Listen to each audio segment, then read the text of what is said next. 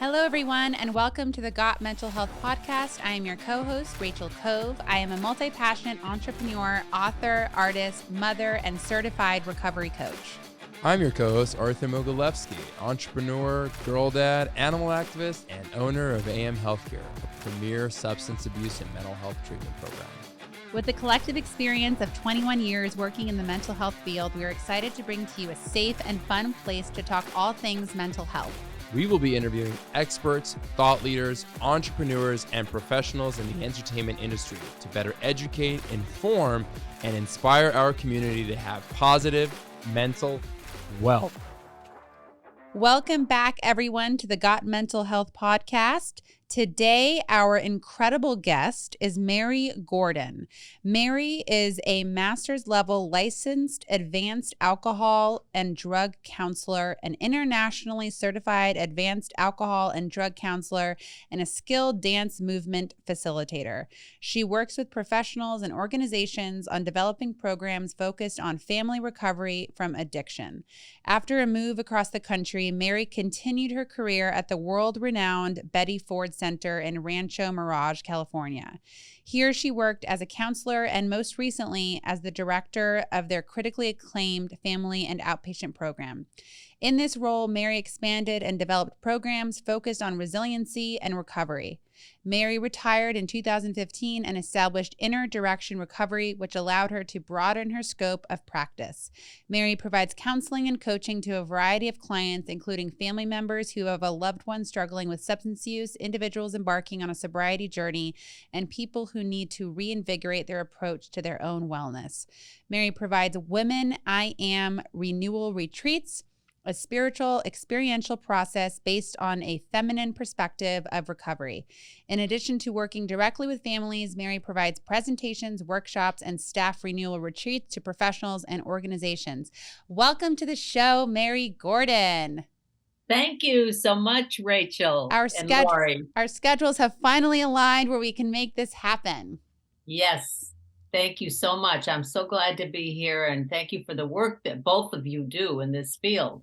We're all in this together. We are in it together. And thank goodness, I think I can speak for you as well. We love it. We absolutely love it. Yeah. And I got to tell you, Rachel just read, your bio. It's impressive. Oh, thanks. It's impressive.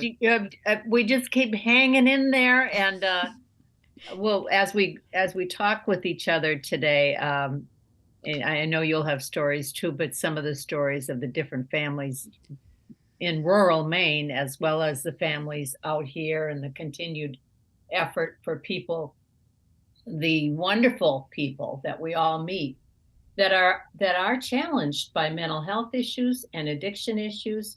And certainly during this pandemic, wow. Another big hurdle to overcome and start to heal from that isolation, etc.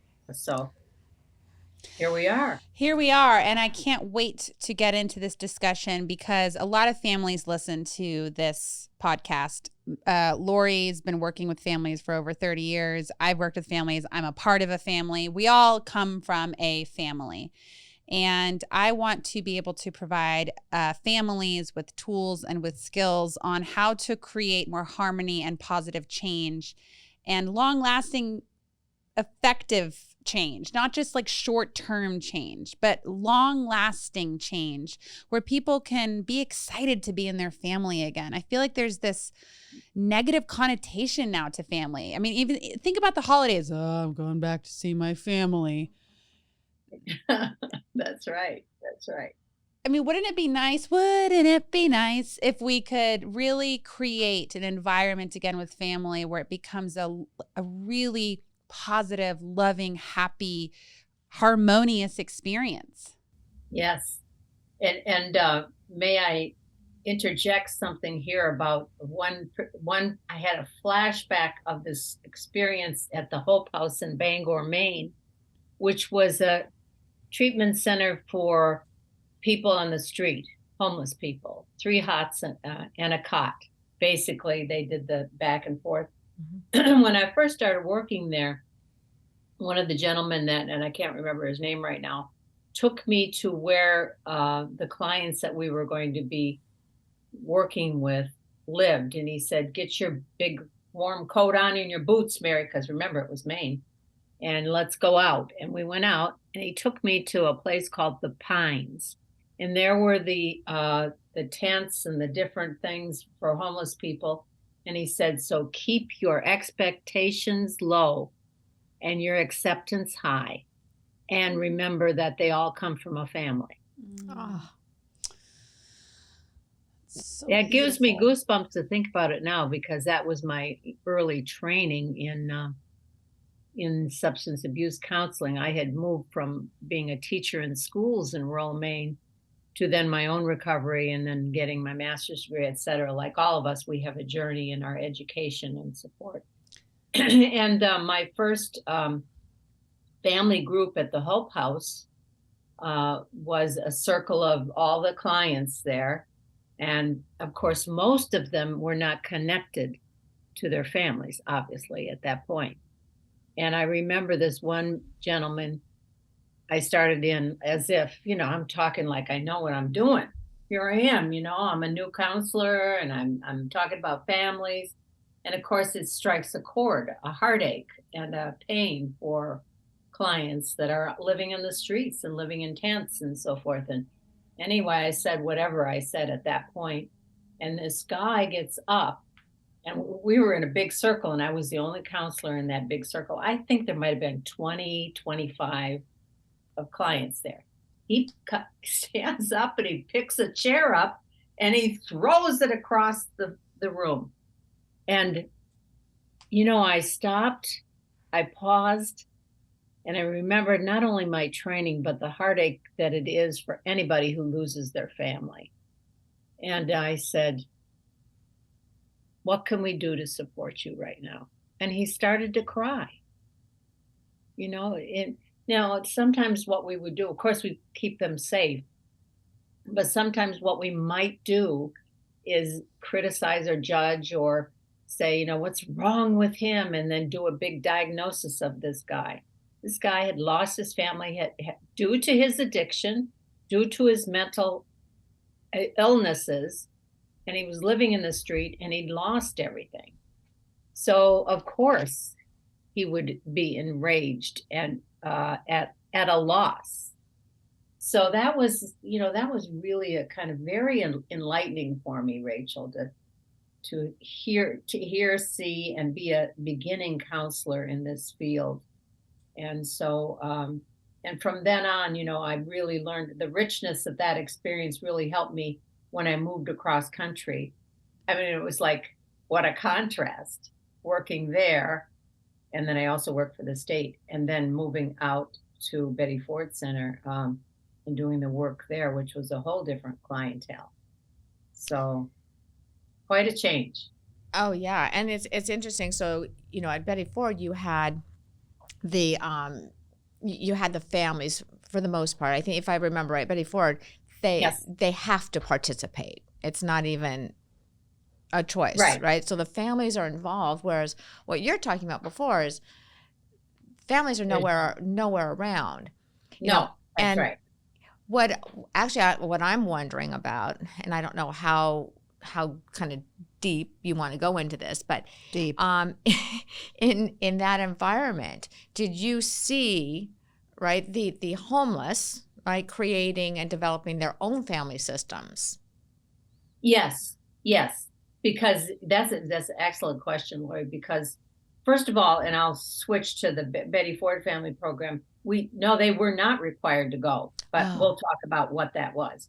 But going back to Hope House, no, they had no family. So they had created their own community, of course, and their own survival skills.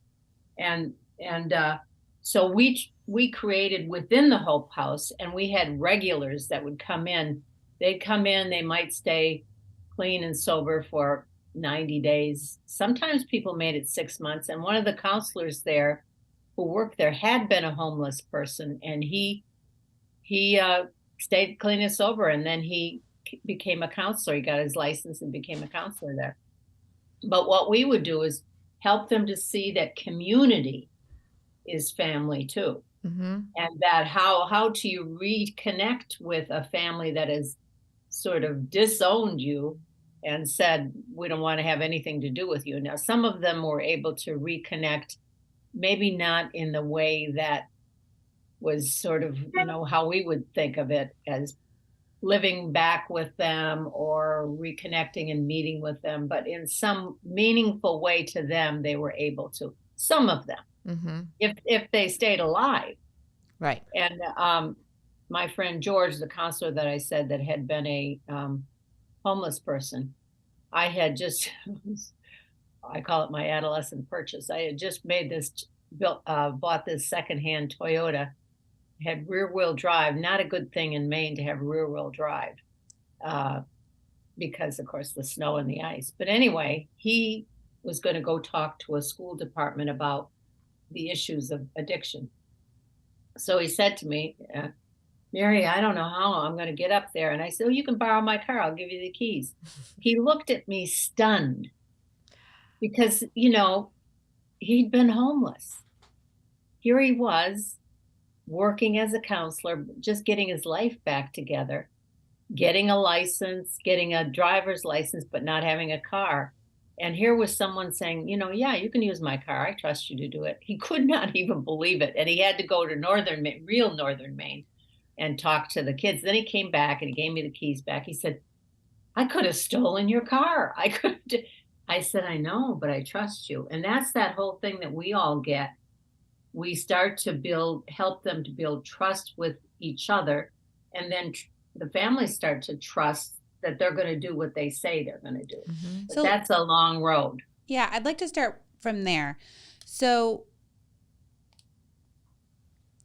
everyone comes from a family.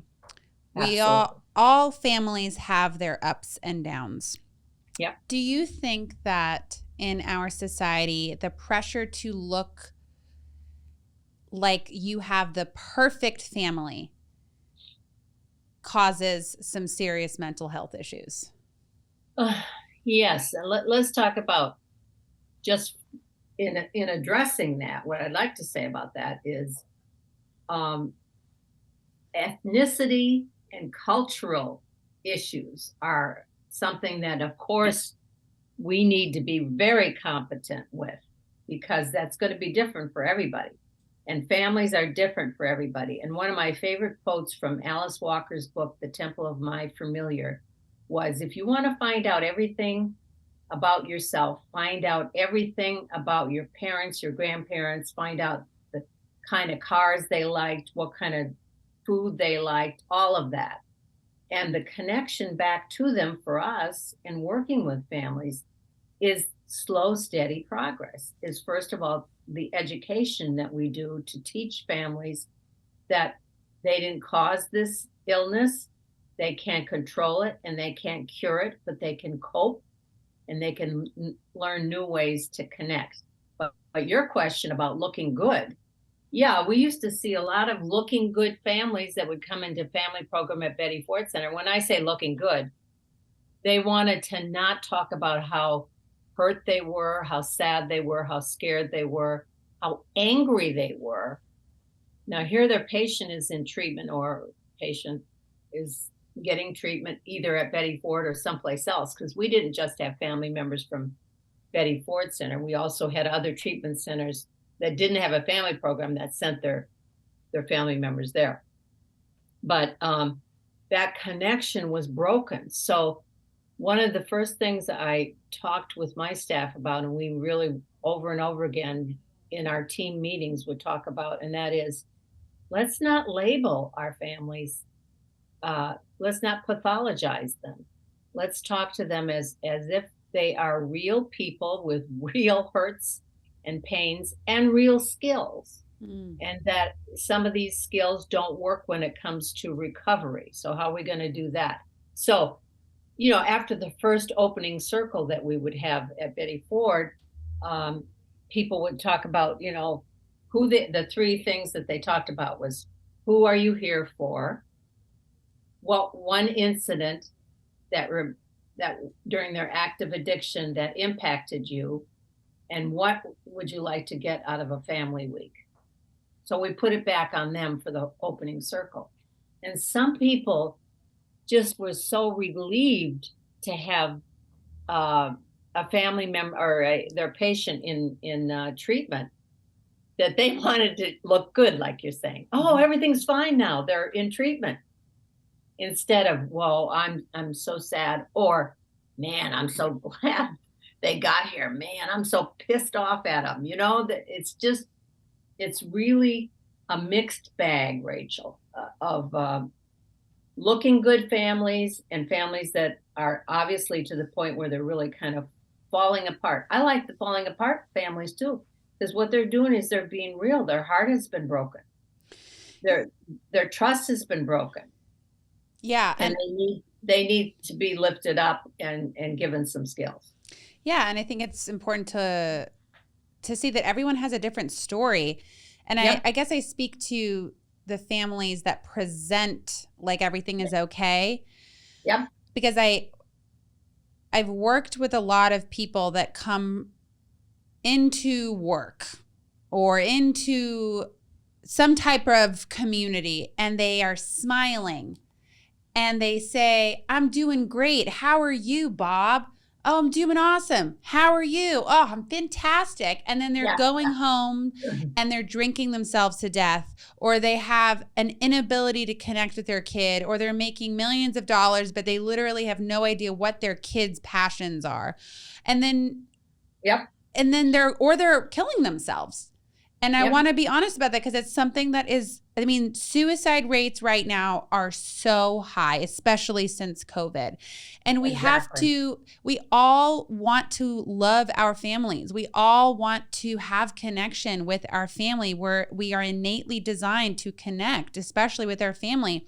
So how do we restore a sense of connection in a family where there has been substance abuse, where there has been codependency, where there has been sex addiction, where there have been eating disorders, where there have been mental health issues? What is the first step to restore a sense of connection?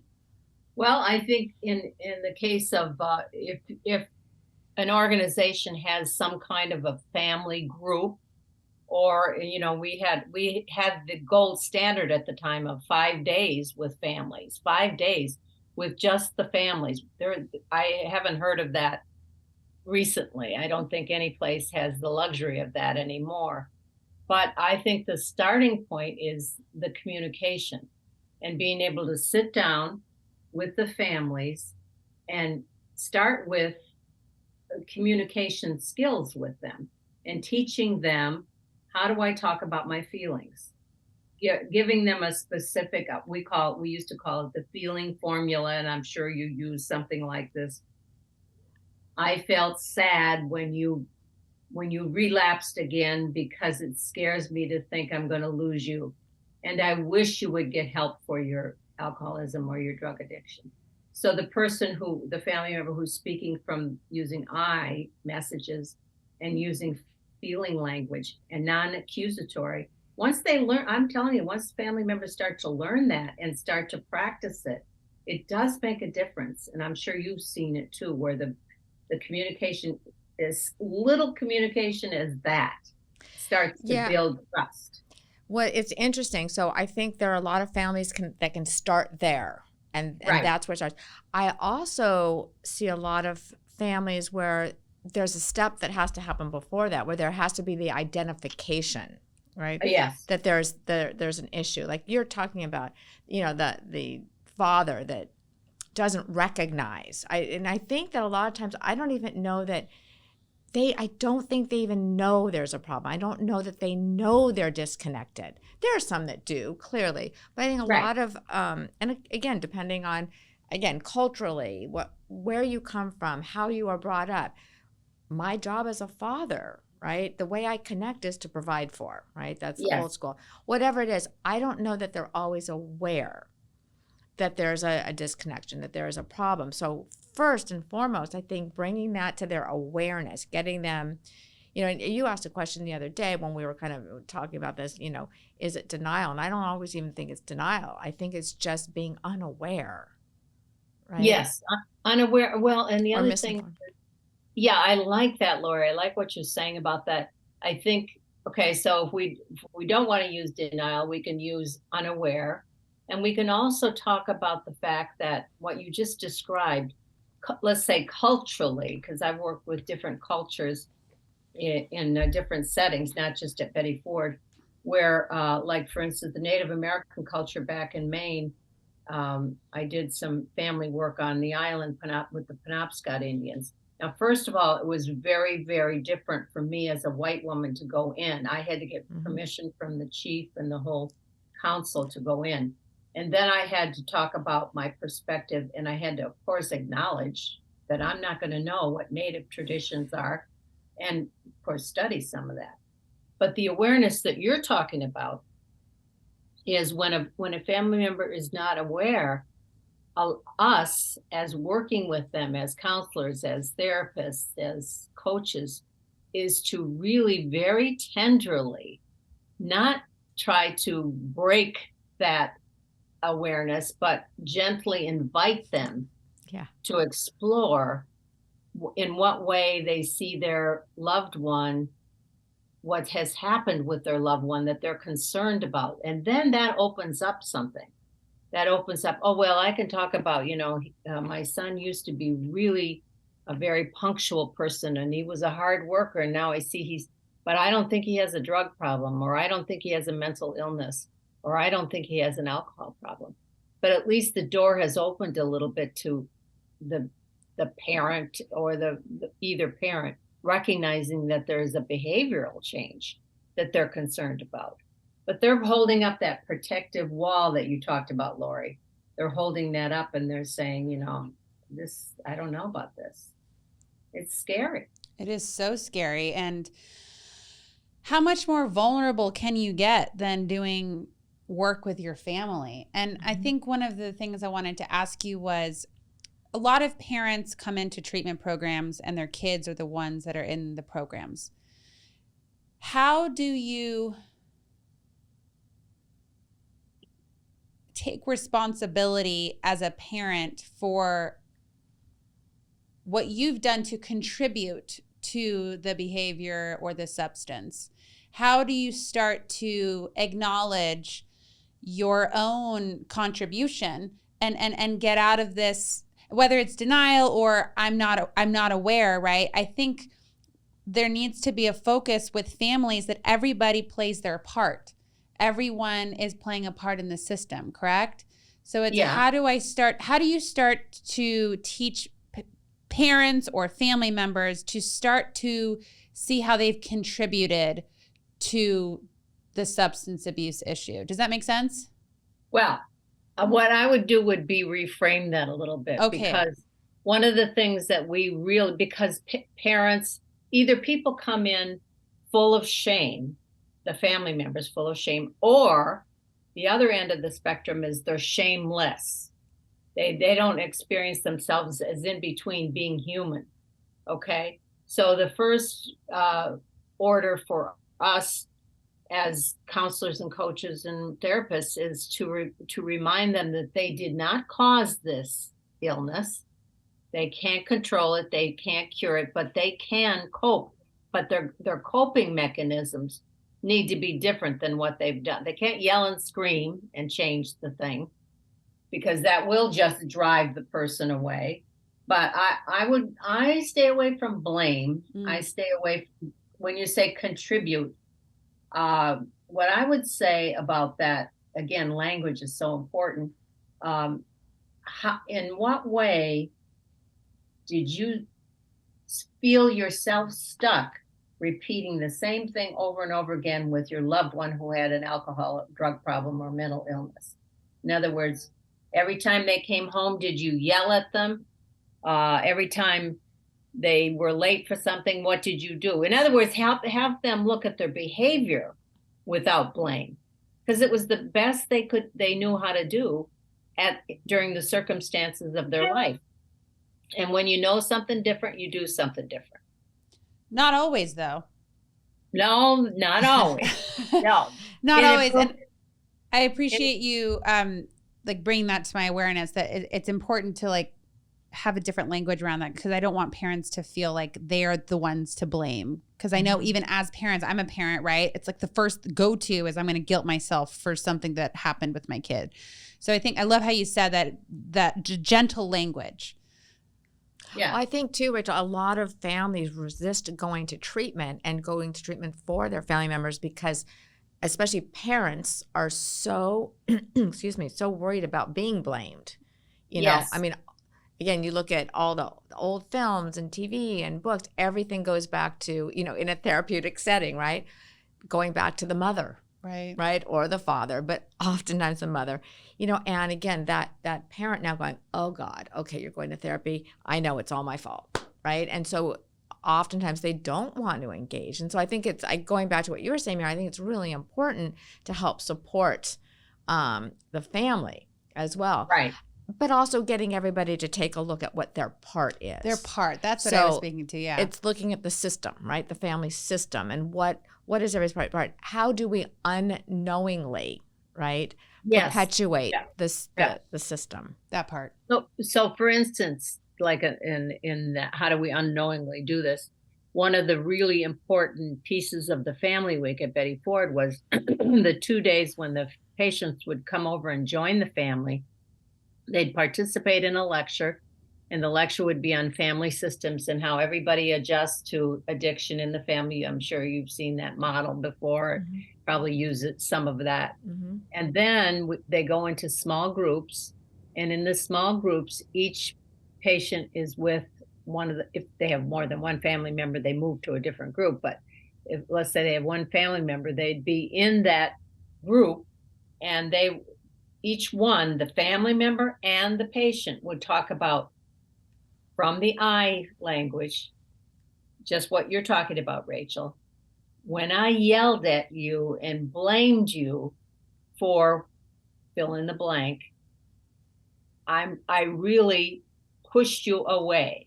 And then, of course, I didn't cause you to pick up a drink or a drug, but that was that person's go-to.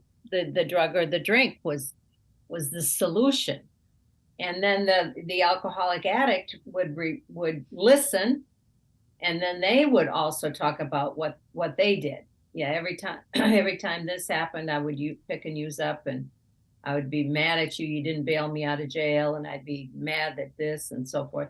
So everybody just owned up to their own behavior, their own what was going on with them at the time. And then they would come to, okay, now we need to do something different. And so now the patient, I'm learning at interactions, I'm learning how to communicate better with you.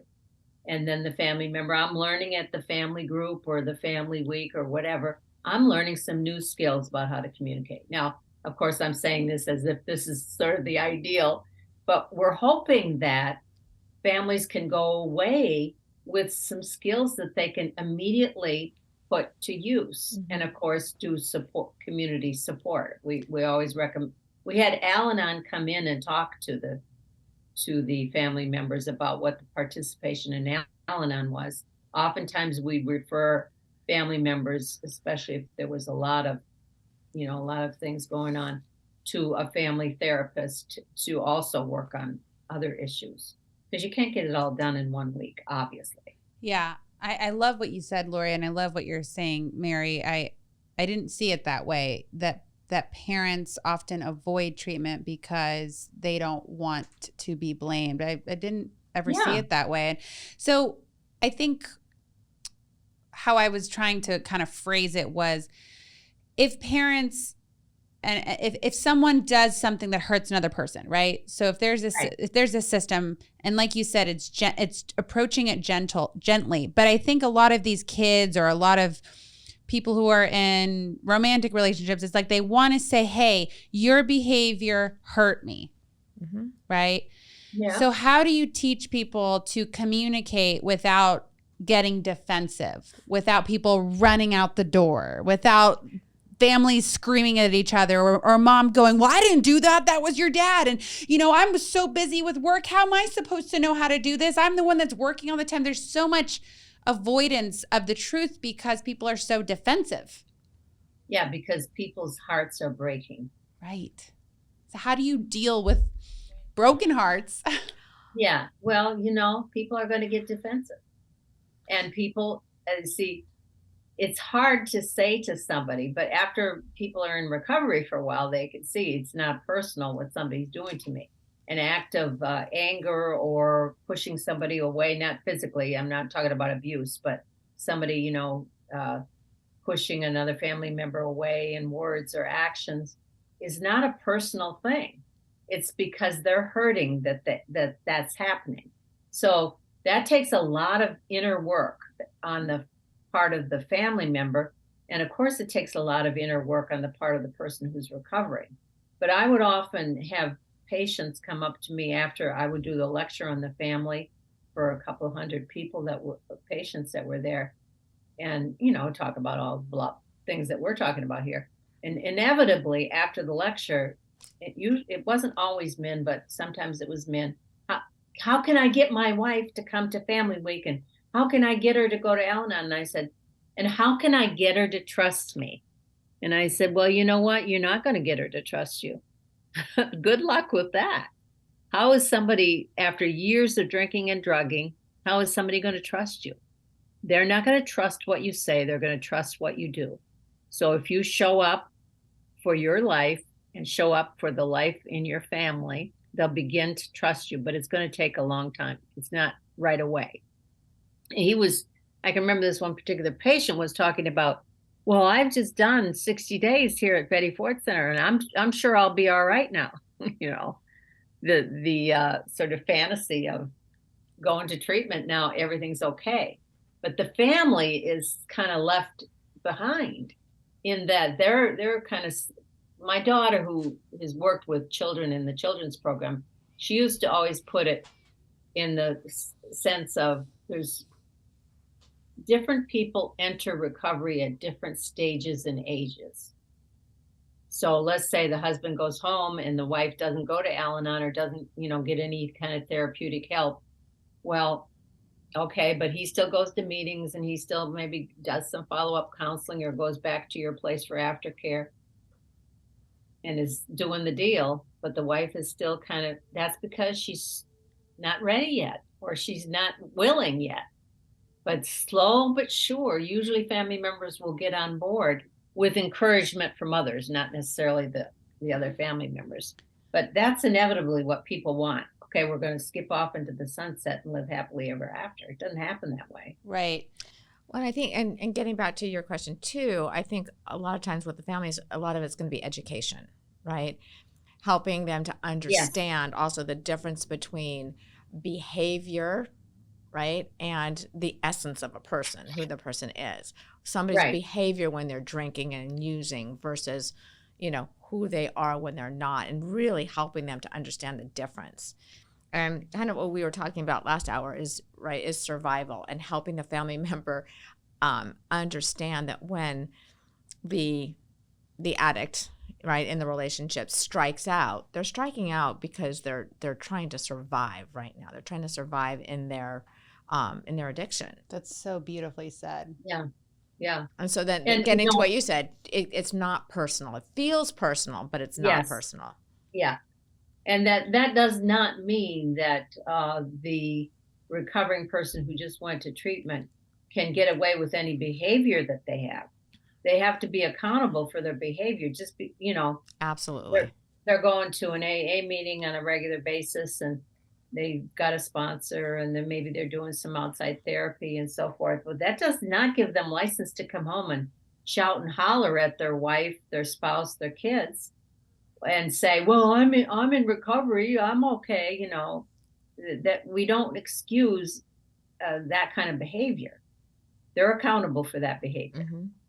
And that makes sense. It makes a lot of sense. Oh, yeah. Well, that's what we always, I think old school called the dry drunk, right? The person that's not drinking, but they're not actually changing behavior. They're not changing, reactions and responses.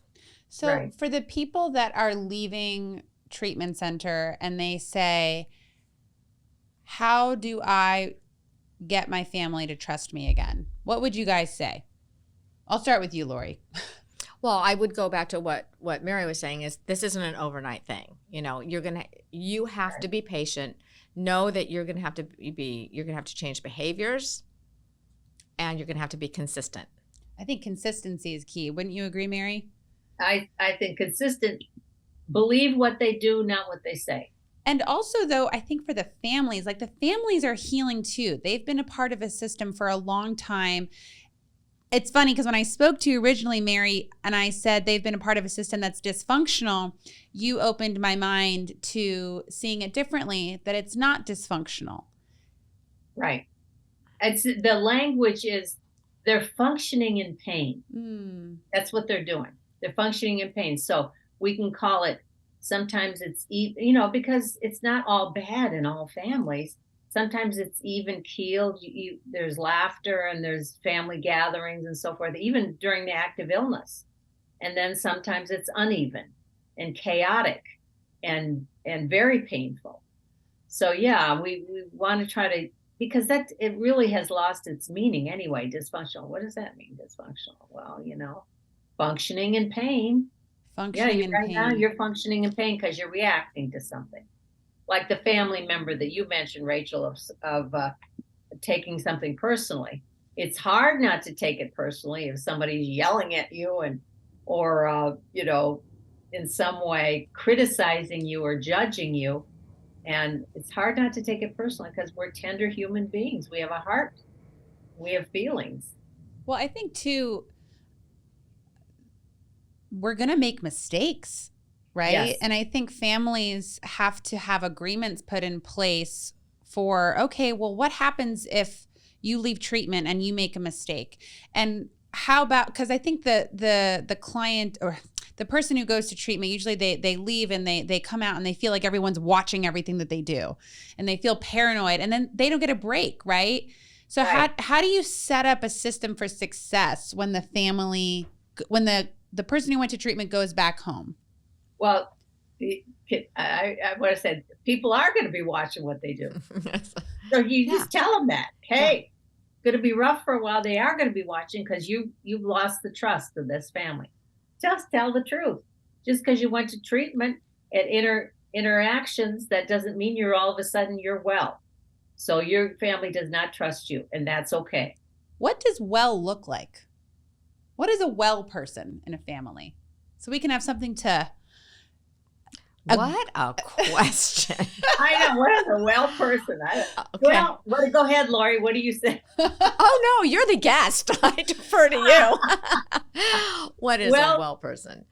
I would say, well, let's see, Lori, we're thinking about working with patients, but there's some days I'm not so well because I haven't gotten enough sleep. I didn't eat. I didn't do any kind of spiritual practice. I didn't go to a meeting. I didn't talk to support people in my community.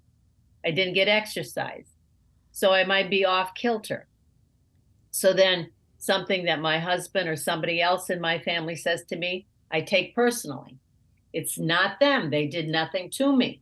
But because I didn't take care of those things inside, then I'm going to react to the person on the outside or blame them on the outside.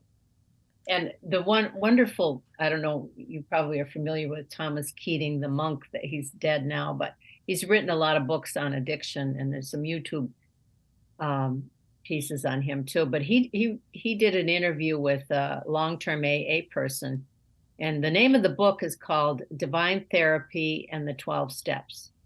And the AA person talks about the 12 steps, and of course Thomas Keating is a monk, and he talks about spiritual matters.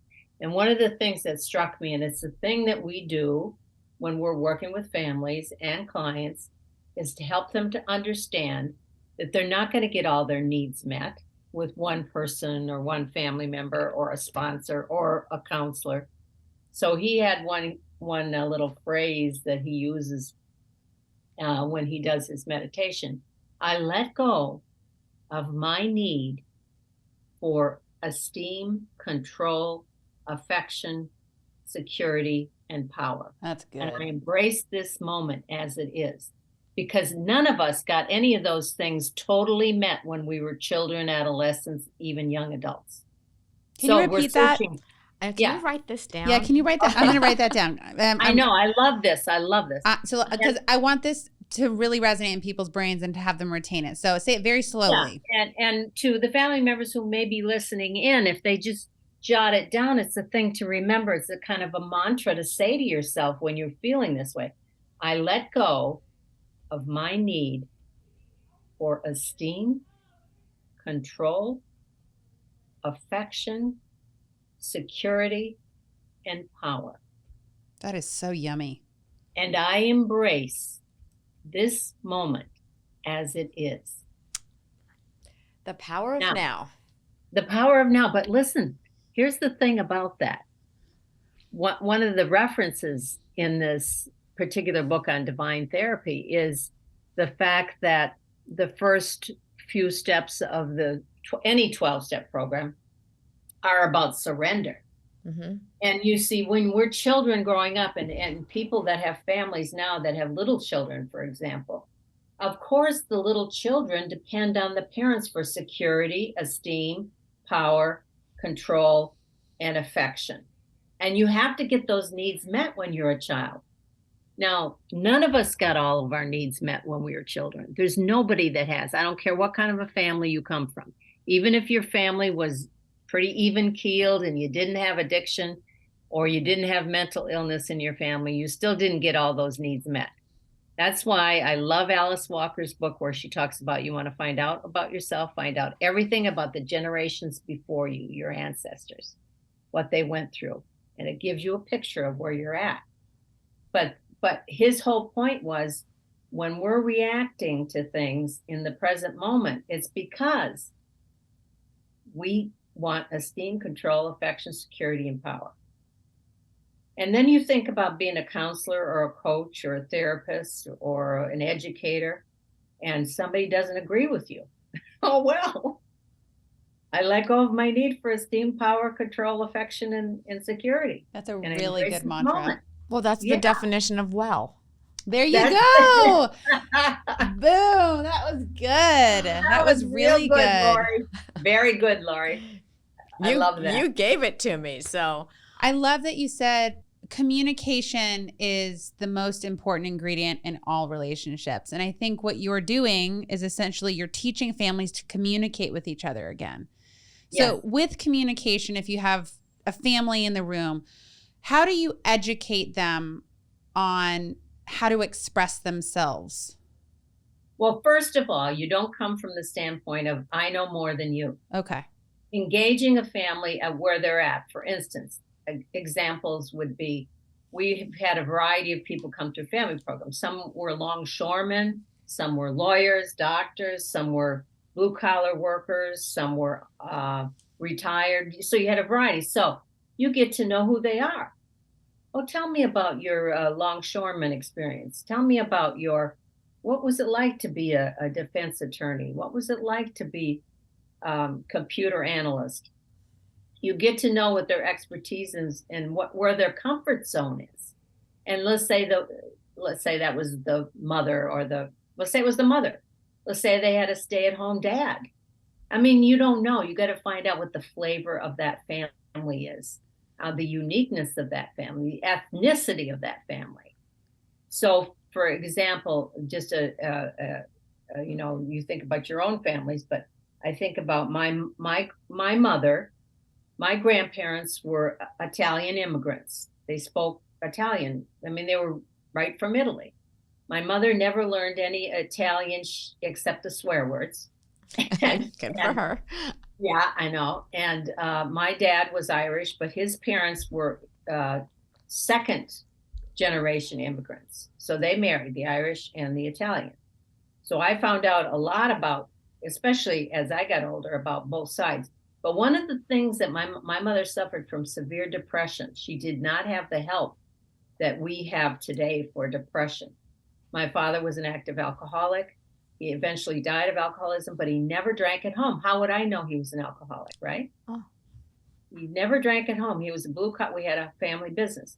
But my mother was sort of like a little couch psychologist, little short Italian woman, feisty. There was 7 of us in the family, 6 after my one brother died. And her favorite expression, and I use this sometimes, you go back to your family history and you pick out some of the gems. Here was one of her gems when my 4 brothers would get riled up about something. There's 2 sisters, 4 brothers. And she'd say, oh, get over yourself. Then the next one was, get next to yourself, or get a hold of yourself. So all those 3 things are talking about your emotions. Get over yourself, your little self, right? Your big. If you can put this in terms of therapy, think about the power of those 3 phrases. Get over yourself. Get over that little self, that petty little self. Get next to yourself. It's like, okay, have your authentic self teach or reparent your little self. Now, she didn't say that. I'm making that up out of what she said from that. And then the last one was, get a hold of yourself. You're out of control. And my father was out of control when he would start drinking, and the police would bring him home. He'd be in a blackout. So what I'm saying about that is when we find out the richness of our family history, we're not ashamed of it. It's just like, okay, no wonder I do this or that. Okay, now how can I do things differently?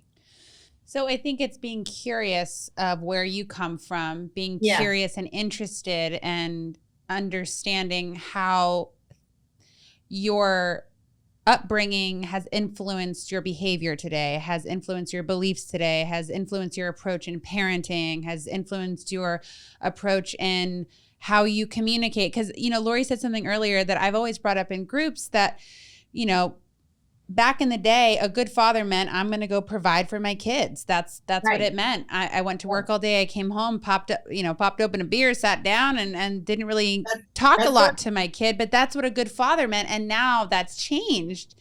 And so I think, like you said too, Mary, sorry, there's an airplane going by. These airplanes, it's like they always know when we're filming. It's so rude.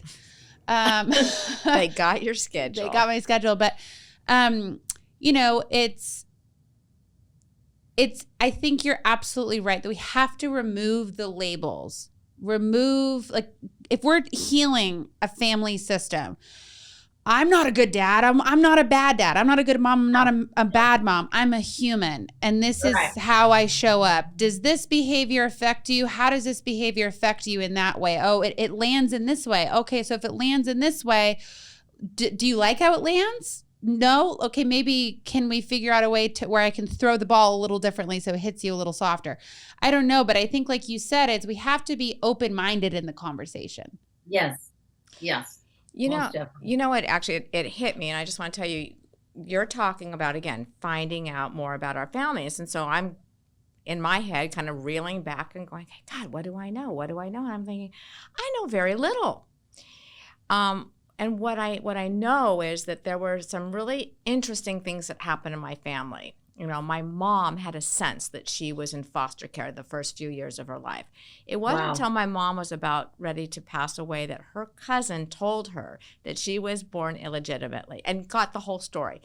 So there's that. There's quite a few stories like that where there's just a little bit of information, but not a lot.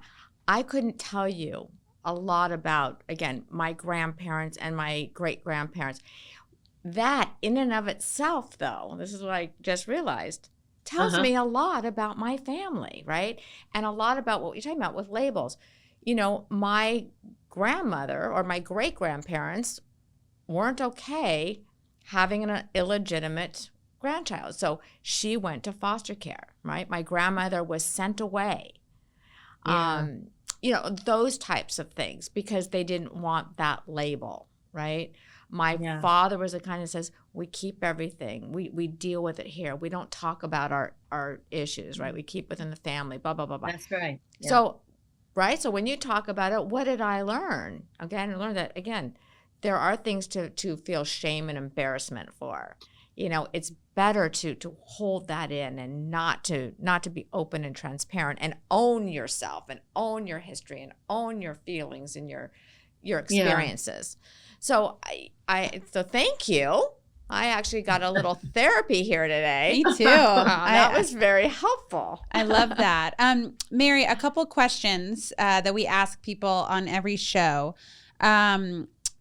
one of them being how do you got your mental health today?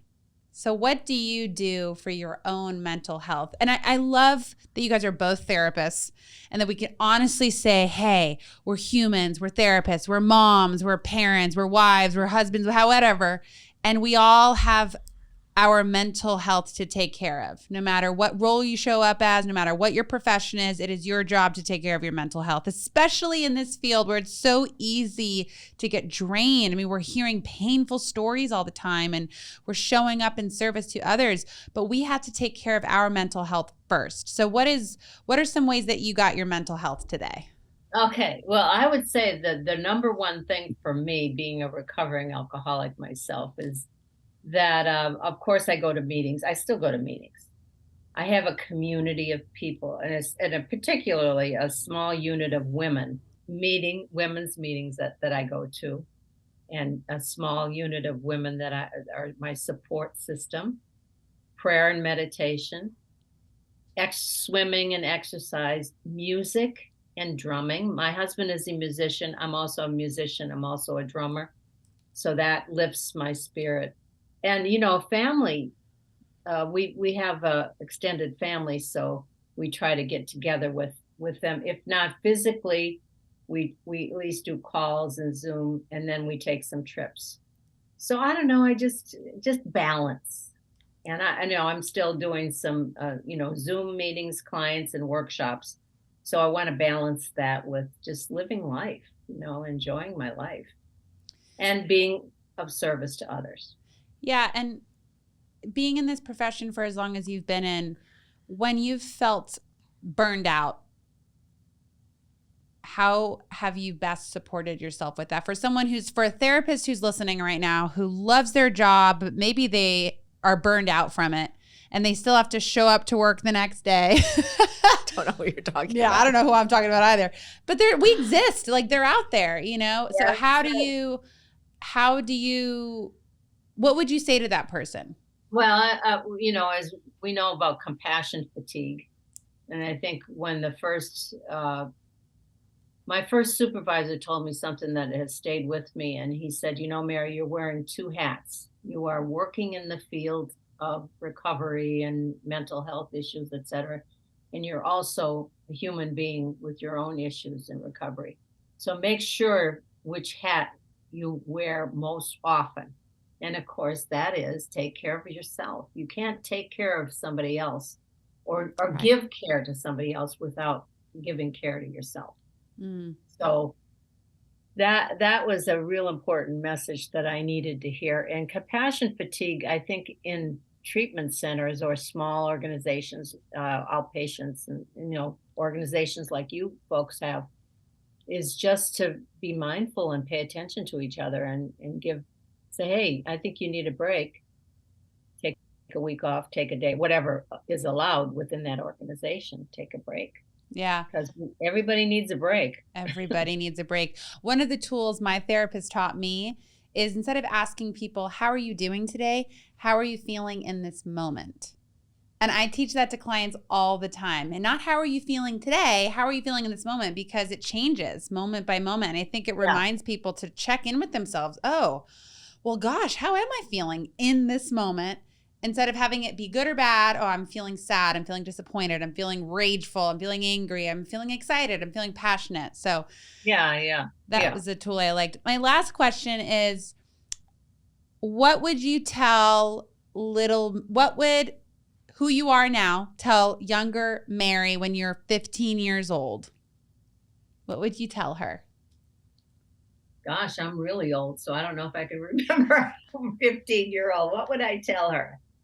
I would tell her, okay, I do know what I would tell her. I'd tell her, you have magic and you are wiser than your years, and please continue to respect yourself rather than take on what somebody else says about you. I think 15-year-olds are very impressionable and not real confident. I wasn't very confident in myself, I'm sure, at that age. I'm sure I wasn't. Yeah. And believe it or not, I was kind of pretty shy. I've overcome that. Beautiful. And where can people find more information about you, Mary? You're doing a women's retreat, yes? Yes, I do. And sometimes my daughter does it with me. We Woman I Am Retreat, they're called. I started them I think it's 4 years ago. And I do them all over the place in the valley here, Coachella Valley, in the LA area. And I've done a 3-day Woman I Am retreat in Canada. And I'm planning another one in spring of the year and another one here in the valley. But since the pandemic, of course, I haven't done a live Woman I Am retreat. But people can get a hold of me at my daughter, Peggy McGillicuddy, and I did this. We have a website called www.innerdirectionrecovery.com, and we have, different things that we do, family intensives, workshops, and coaching and online therapy. Oh, beautiful. Well, Mary, thank you so much. It's been an honor to talk to you and to pick your brain and to learn from you. I really, really appreciate your time and coming on here. I know so many people are going to learn so much from everything you've shared and everything Lori has shared, and it means the world to me that you came on. So thank you. And to everyone who is listening, thank you again for joining in for today's episode. If you don't already, please follow us on Apple Podcasts, Spotify, YouTube, rate and review. We also love hearing your feedback. Thank you for all of your comments on social media. And we just can't do it without you. So we'll see you next week for an all new episode of Got Mental Health. Thanks, guys.